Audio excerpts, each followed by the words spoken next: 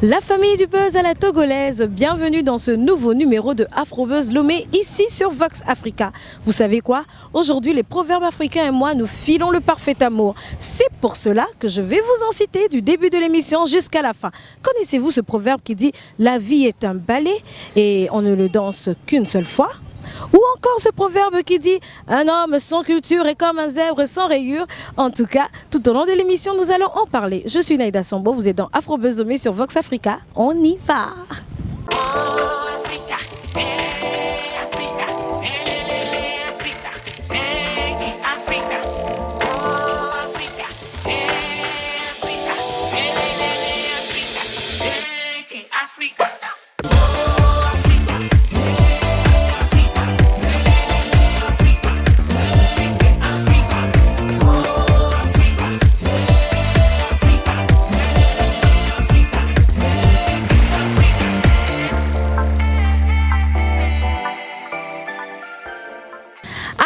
Dream, tout comme Martin Luther King. Tout ça pour citer ce proverbe africain qui dit « Les hommes dorment séparément, mais ils ont les mêmes rêves ». Et je sais que comme moi, vous rêvez de passer un très bon moment en notre compagnie dans Afrobuzz Lomé aujourd'hui. Aujourd'hui, il s'agira de parler de journalisme et de percée avec la journaliste afro-caribéenne Aïden. Ensuite, nous irons vers les boss, les gars sûrs, les rois de la Sapo Togo, le Sapolo Gang 228 pour finir en musique. Car oui, à Lomé, il y a des musiques qui font le buzz et vous saurez tout de suite dans Afrobuzz Lomé. Un proverbe africain dit « Celui qui rame dans le sens du courant fait rire les crocodiles ». Celle que nous allons recevoir a décidé de ramer à contresens pour se réaliser et s'épanouir. Nous recevons pour vous maintenant la journaliste afro-caribéenne Aïden pour votre plus grand plaisir. On y va! Afrobuzz Lomé Family, aujourd'hui nous allons recevoir une femme exceptionnelle. Elle est animatrice, elle a présenté plus de 100 événements un peu partout dans le monde. Elle est productrice également d'émissions. Elle a travaillé sur plusieurs chaînes. En tout cas, mon Atalakou, là, je ne pourrais pas le finir si je devais vraiment vous citer tout ce qu'elle fait.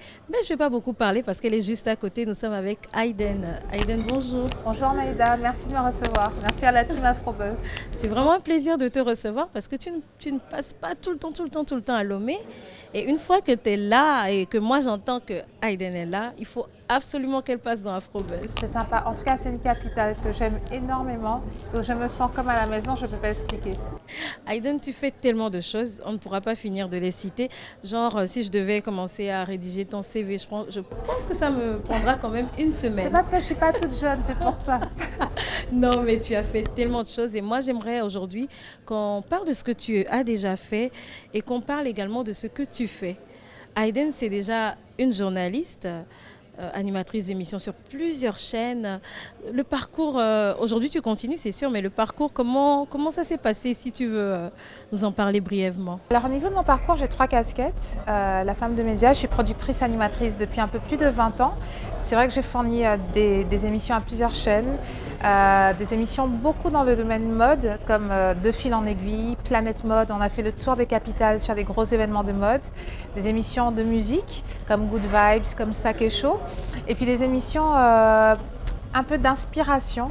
L'une des dernières en date s'appelait Bifabulous.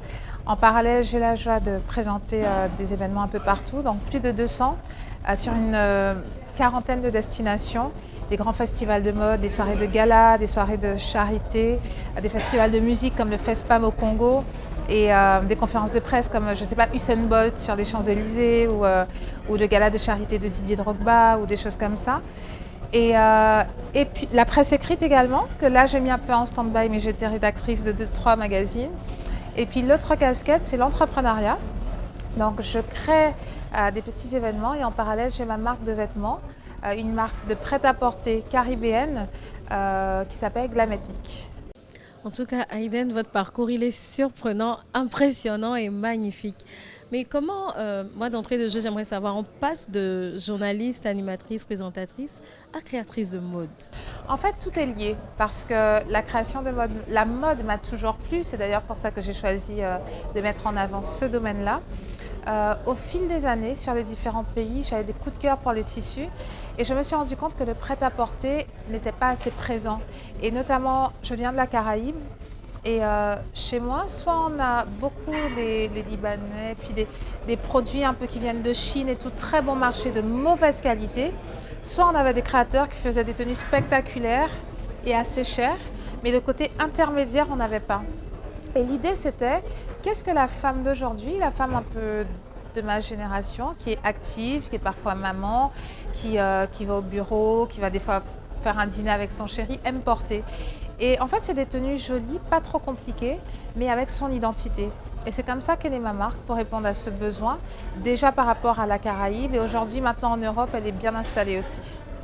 Vous animez le FIMO. Déjà, vous avez animé plusieurs éditions passées. Je vous ai, moi, personnellement, apprécié, admiré et connu sur les scènes du FIMO. Et je trouve que vous êtes très lié quand même au Togo en matière de mode. On a parlé de votre marque que moi j'ai eu l'occasion de voir en défilé, magnifique d'ailleurs. Merci beaucoup. Et j'aimerais revenir au créateur togolais. Qu'est-ce que vous pensez de ce qu'il propose? Est-ce que, quand je pense à ce que vous avez dit tout à l'heure sur Glam Ethnique, est-ce que c'est pas trop osé ou est-ce que c'est... Mais qu'est-ce que vous pensez en matière de création, vu que vous avez fait le tour du monde? Alors déjà, c'est vrai qu'au Togo, je suis assez impressionnée parce que j'ai animé certains événements pour Bamondi. À l'époque, j'animais également pour Edima. Et j'ai pu vraiment voir l'évolution de la scène togolaise. C'est vrai qu'il y a les très grands noms comme Nadia Ka, Desmo, Ayanik, qui sont là depuis longtemps, qui font vraiment de belles choses. Et puis, ce que j'apprécie avec le FIMO, c'est le côté avant-gardiste. Le podium est exceptionnel, l'équipe est jeune, très investie. Je salue vraiment le travail de Jacques Logo. Et surtout, ça met en avant la scène montante des créateurs de partout, notamment des créateurs togolais. Et j'ai juste été subjuguée par le niveau. Quand je pense à Lanina, quand je pense à Enero, à El Touch, à Hilario, c'est formidable. Et c'est surtout, c'est vrai, très visuel, très spectaculaire. Je me suis rendu compte par contre que Dieu merci, certains savent décliner. Parce que si je prends l'exemple de Lanina, cette année j'ai porté une de ses robes. Quand elle est venue m'emmener la tenue, qui était très jolie, très portable, elle avait en parallèle elle-même une robe, une petite robe crayon, robe brodée de perles, qui était canon, qui était parfaite pour tous les jours. Donc je pense que ces créateurs, surtout la nouvelle vague, c'est à la fois faire des tenues juste waouh, on se dit mais ça sort d'où de leur tête quoi. Au FIMO cette année, il y avait, je ne sais pas si c'est la marque Corneille ou le nom va me revenir, jeune créatrice du Visco Fashion Fund. Elle a fait une tenue avec du wax, de la pâte de velours et après ça partait comme un arbre sur sa tête. Hilario a fait une des tenues que j'ai portées, elle devait peser 8 kilos. Tellement c'était rebrodé entre les perles, les broderies, les strass pesées main, 4 mois de travail. Ça, c'est la marque d'Hilario. Et ça, c'est du génie. Et je pense que c'est formidable qu'il y ait des événements comme le FIMO qui soient des tremplins pour la nouvelle vague de créateurs. Je suis encore curieuse. Hein. Quel est votre styliste togolais préféré ou celui dont les modèles vous parlent le plus? Alors, ce serait deux femmes. J'adore le travail de Nadia Ka parce que j'adore l'univers batik et très coloré. Et Nadia Ka, je trouve ses créations modernes et portables. Et j'aime vraiment beaucoup Grace Wallace parce que c'est hyper glamour, hyper féminin, très délicat. Pour continuer, on va virer un peu en journalisme. Aujourd'hui, j'aimerais savoir, pour un jeune comme ça, africain, togolais, ou je ne sais pas d'où qui se lance, quel est le conseil que vous pouvez lui donner? Mon conseil, c'est se former. Alors, soit par le biais des études, soit certains journalistes ont appris sur le tas. Mais vraiment avoir quand même les rudiments, savoir comment on construit un sujet, savoir rédiger, savoir quand même les bases pour qu'il y ait du fond dans ce qu'il va faire. Et après, c'est diversifier les expériences, si possible des stages dans les médias. Il faut savoir malheureusement que c'est très dur de vivre de la presse très tôt. Souvent, moi, pendant des années, j'ai travaillé sans être payée. J'étais diplômée, mais en parallèle, je faisais des petits boulots pour pouvoir continuer à vraiment asseoir ma carrière dans les médias. Et un beau jour, quand j'étais productrice, là, j'ai pu très bien gagner ma vie. Donc, ne pas avoir peur de diversifier ses expériences. Et aujourd'hui, ce qui est formidable, c'est que le web a changé la donne. Vous avez un téléphone qui marche bien ou un ordinateur, vous faites votre contenu, vous apprenez le montage et en plus c'est gratuit. Donc j'ai envie de leur dire, trouvez des thématiques peut-être pas encore trop abordées. 2, savoir les rudiments du métier. Et 3, exposer leur savoir-faire pour pouvoir intégrer peut-être des grands médias plus tard. Ou même fonder leur propre média un jour. Et pour revenir à la mode, quel conseil auriez-vous pour un jeune qui se lance dans la mode, qui n'a pas peut-être encore l'occasion de faire défiler ses modèles sur le Fimo, par exemple? Mon conseil, c'est de trouver son identité. Pourquoi? Il y a tellement de choses qui ont été faites en mode et aujourd'hui, c'est dur d'inventer. Mais pourtant, tous on s'habille, tous les jours on s'habille. Donc la clientèle est infinie. Maintenant, qu'est-ce que vous avez envie de transmettre? Quel est votre regard et à quel besoin ça va répondre. Et je vous disais tout à l'heure que je suis contente parce que ma marque, en à peine 6 ans, est devenue l'une des marques caribéennes les plus connues et les plus vendues. Mais pourquoi? Parce que j'avais étudié mon marché. Il y avait ce que j'avais envie de transmettre, de communiquer, et puis de me dire que finalement le tissu de chez moi, les madras, est très peu connu, que souvent il était traité de la même manière, de manière très traditionnelle, et j'avais envie de lui redonner un souffle de façon contemporaine pour la femme de la ville. Et c'est ce qui a plu.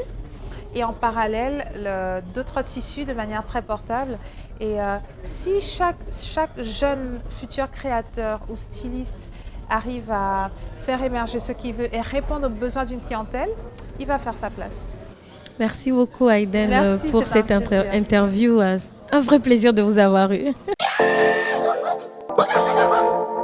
Un célèbre proverbe africain dit « Lorsqu'un crocodile achète un pantalon, c'est qu'il a trouvé une solution pour sa queue. » Bah non, il ne s'agit pas de ça, mais je devais absolument citer un proverbe africain. Tout ça pour annoncer les gars sûrs, les boss, les rois, les pros de la sapologie ici au Togo. Nous parlons bien sûr du Sapolo Gang 228 et vous verrez, la sap aussi ça me connaît. Et vous m'en donnerez des nouvelles. Allez, on y va. Hello la Afrobuzz Lomé Family. Aujourd'hui, je suis avec les rois de la sap au Togo. C'est pourquoi je suis moi-même d'ailleurs dans le thème. On va parler de sapologie et c'est avec le Sapolo Gang 228. Je commence avec Blaise. Blaise, bonjour. Bonjour Maïda, comment tu vas? Super, et toi? Je vais très bien aussi, on dirait pas. Ouais, la sap, je suis admirative. Bah apprécie, je suis calé. Bon, on va quand même faire le tour et connaître chaque membre du gang et il pourra nous dire c'est quoi sa particularité dans le gang. Bonsoir tout le monde. Ici c'est Willy Branderi, membre de la Sapolo Gang. Donc je pense que c'est bon, un membre actif en fait. Merci beaucoup. Bonjour à tous, ici votre sapeur Marco Polo. Ici c'est Gaël Apelete, membre de Sapolo Gang. Oui, bonjour tout le monde, et c'est Olivier Huismont. Bonjour tout le monde, moi c'est Olivier Moukassin. Bonjour à tous les téléspectateurs et tout le monde. Et ici c'est Yarvik Makanaki du groupe Sapolo Gang. Alors Blaise, Sapolo Gang, c'est quoi? C'est quoi justement? Ok Naïda, merci pour la question. Je crois que bon nombre de téléspectateurs actuellement connaissent déjà un tout petit peu le groupe. Sapolo Gang 228, c'est une team de sapeurs, une team de jeunes sapeurs qui sont très amoureux des couleurs, très amoureux de la sap. Et comme par définition, la sap c'est société des ambianceurs et des personnes très élégantes. Donc Sapolo Gang, comme je viens de le dire, c'est un groupe des jeunes sapeurs, des jeunes qui sont accros à la sap. Comment est né le Sapolo Gang? Tu te sapes bien et tu as vu Olivier, il se sape bien. Tu t'es dit tiens, on va former un groupe ou qu'est-ce qui s'est passé? Et pourquoi vous êtes 7 d'ailleurs? Voilà, pour le nom, je vais taire là-dessus pour le moment. Mais l'essence même de la sapologie, je vais te dire que c'est parti un tout petit peu d'un événement que nous avions eu à organiser entre amis. Et ce jour-là, on était très nombreux à l'époque. Si je vais faire un peu l'historique de la Sapolo Gang, on était plus d'une trentaine. Mais aujourd'hui, on n'est que 7. C'est pour ça que je disais tantôt que je vais taire un peu sur le nom pour ne pas peut-être créer une certaine polémique autour. Mais voilà, le jour-là, on était là, on a festoyé comme des dingues.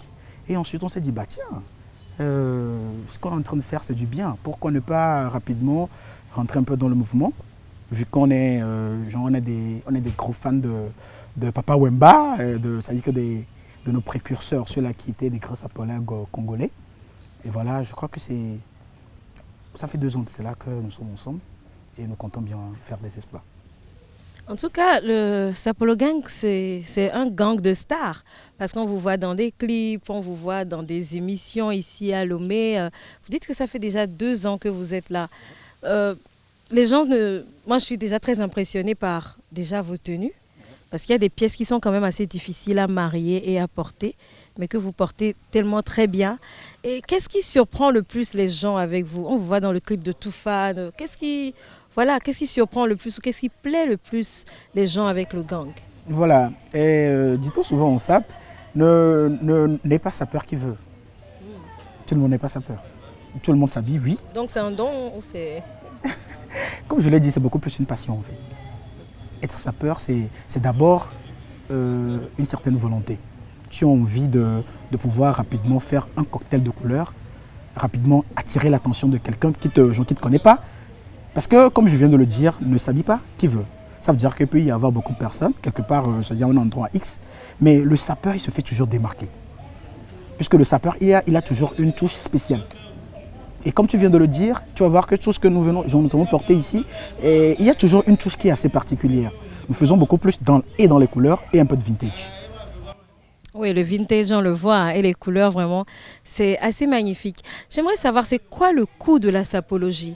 Parce que s'habiller comme ça, c'est pas donné, hein, c'est dans de beaux costumes bien taillés. C'est quoi le coût de la sapologie? S'habiller, c'est vrai que c'est assez... c'est un problème d'argent. Il faut quand même vouloir d'abord le faire et ensuite y mettre des moyens. Donc, je ne vais pas dire tout de suite que c'est impossible à qui veut être sapeur, mais il faudrait d'abord qu'il ait une certaine volonté de s'affirmer. Parce qu'en partie, la SAP, c'est également une culture. C'est une occasion pour nous également de valoriser la culture et puis la mode africaine, la mode togolaise à travers notre habillement. Bah, vous parlez de mode africaine, mode togolaise, les costumes taillés comme ça ne vient pas forcément de chez nous. Est-ce que vous vous arrêtez juste aux costumes bien colorés ou vous allez vraiment dans les styles typiquement locaux? Merci pour la question. Je crois que je voulais vraiment que tu me poses cette question. Elle est la bienvenue d'ailleurs. La sapologie, c'est vrai. Ce n'est pas seulement des couleurs, ou bien ce n'est pas seulement un agencement de couleurs. Nous, à Sapolo Gang, c'est vrai, nous faisons beaucoup dans des couleurs, nous mettons beaucoup plus de couleurs dans nos habillements. Mais si vous allez sur notre page Instagram, Sapolo Gang 228, vous verrez là-bas que nous ne faisons pas que de la sape en fait. Et par moments, nous y mettons un peu de coloration africaine, un peu de coloration peut-être à l'instar des habillements afro-nigériens, des habillements afro-sénégalais et puis tout ce que vous voulez. Et ultérieurement, dans les jours à venir, nous avons tellement de projets et nous allons impacter toute cette jeunesse-là, toute cette jeunesse africaine qui adore bien le vibe et tout. Voilà. J'ai une question, mais cette fois-ci pour une autre personne du groupe que je vais tirer au pif. J'aimerais savoir, vous vous habillez comme ça vraiment tous les jours ou c'est quand vous faites vos apparitions que vous habillez comme ça? Qui va répondre? Je vais chez Olivier là premièrement et puis après je reviens. Tout d'abord, et sur ce point, bon, c'est par rapport à nos sorties en fait. À nos sorties, puisque bon, on ne peut quand même pas être en veste tout le temps et autres. Donc c'est par rapport à nos sorties, nos événements et tout qu'on se met en sape en fait. J'aurais été surprise quand même de vous voir aller au marché, habillé comme ça, en veste aussi, ça peut aussi voyant. J'aime bien les agencements, hein. Je vais dire que c'est pas facile de faire des agencements pareils. Et la canne, les lunettes, c'est tout un ensemble en tout cas. J'aimerais dire, qu'est-ce que votre entourage pense de cette passion-là que vous avez? Ok, c'est vrai, celui qui est sapeur, on lui envoie, vraiment, ça y est, on lui jette des fleurs parfois, mais en même temps, il y a aussi le revers de main. On pense vraiment. Et puis, il y a toujours des détracteurs en fait, qui disent ça tout le temps, que vous les voyez, ils sont bien habillés, mais ils n'ont rien dans la poche et tout. C'est vrai, il y a toujours des détracteurs. Mais en même temps, je crois que parmi les détracteurs, il y a également des fans qui nous adorent. Donc, je vais juste profiter pour leur faire un shout-out. Un shout-out à tous ceux qui adorent le mouvement, à tous ceux qui aiment bien ça pour le Gang 228. Et je crois que Naïda également est fan de nous, c'est pour ça que Ah bah oui, je me suis mis dans le thème. Je ne peux pas apparaître avec Sapolo Gang et ne pas être dans le thème. Ouais, maintenant, j'aimerais savoir qui est le plus grand sapeur de la team? Selon vous, qui se sape vraiment le plus? Nous 7, nous sommes des sapeurs. Avant, Blaise avait dit que nous sommes un nombre de 30 personnes. Jusqu'à ça, réduit à 7 personnes maintenant. Vous voyez? Ça veut dire les sectes. Ça veut dire les sectes sont des sapeurs en fait. Merci beaucoup. J'aimerais savoir qui fait les agencements de couleurs les plus ouf parmi vous. Parce que là, je vois du bleu, je vois du rouge. Et je vois, là, je me dirais que c'est un peu plus dans la sécurité. Là, je vois du vert et je vois du rouge également. Là, les motifs, vraiment, sont pas faciles à porter du tout. Et lui, j'aime son style, quoi. Avec la canne, on dirait une armure à glace, je sais pas. Voilà, chacun a quelque chose de particulier, mais qui fait les agencements de couleurs les plus ouf parmi vous? Bon, et moi, à la base, moi-même, j'adore les couleurs et tout. Donc, bon, et la sape, c'est la bienvenue chez moi et tout. Donc, bon, et manier les couleurs et tout. Bon, pour moi, c'est un jeu d'enfant et tout. Donc, c'est ça. J'aimerais savoir, c'est la sapologie finalement, est-ce qu'il suffit que je me mette en veste rouge, mais je mette une autre couleur et je suis vraiment dedans, ou ça va beaucoup plus loin? Comme je viens de le dire tantôt, la sapologie, c'est d'abord un mouvement, c'est un art. La sapologie n'a pas de règle qui est écrite, qui est inédite en fait. Mais ce qui est important, quand tu t'auto-proclames sapeur, il faut que de par ton habillement, ce que tu portes, qu'il y ait une certaine symbiose dans les couleurs. Là, sinon, tu n'es pas... Sinon, tu n'es pas sapeur. Parlons de vos démarches, de vos démonstrations. La diatance. Ah. Pose-moi la question, il y a un diateur parmi nous dans le groupe. Ah ouais. Quand il va se lever, tu seras étonné. Diateur. Ouais. C'est comme ça se dit. La diatance. La diatance. La c'est diatance. Quoi diatance. Ouais. C'est quoi la diatance? J'ai jamais entendu parler. La diatance, je crois qu'on va passer le micro à monsieur Marco Polo. La diatance, en fait, c'est un jeu de chaussures en fait. Bon, plus communément appelé le claquement des souliers. Les souliers, on appelle les souliers, c'est nos chaussures qu'on appelle les souliers. Donc la diatance, bon, ça fait partie de la démarche des sapeurs en fait. Donc bon, c'est un peu ça. Merci. Et parmi vous, qui est le maître en diatance? C'est lui. Ah, c'est lui. On aura une démo tout à l'heure. Ouais. On va te faire une belle démo. Bah ouais, on peut pas être avec le Sapolo Gang et ne pas avoir de démo, de diatance. Voilà.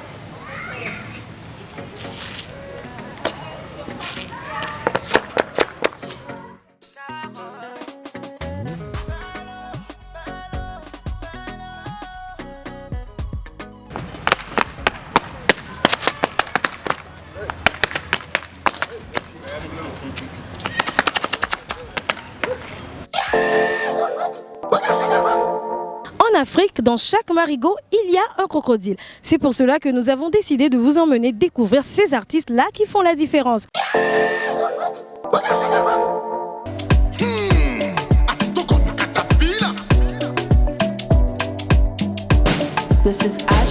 Moi je dis gars pour tes formes lolo, ton sourire et ton charme lolo.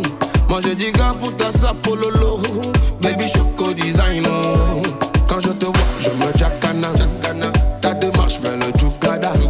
Je veux ton love, no be akana. Mani akana. Pretty girl, tu vas tuer. Quand tu danses, quand tu whine.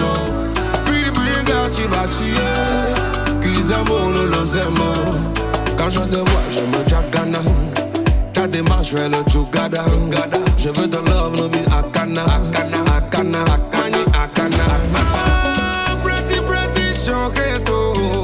Maybe designer, heavy, my love, oh, heavy banana.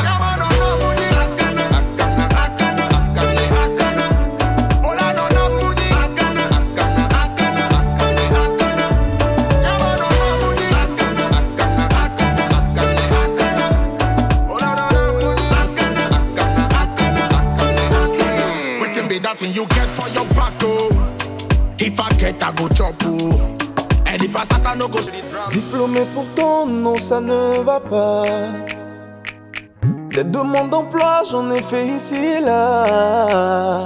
On m'a dit qu'on m'appellera, mais on ne m'appelle pas. Et même quand j'entreprends, ça ne marche toujours pas.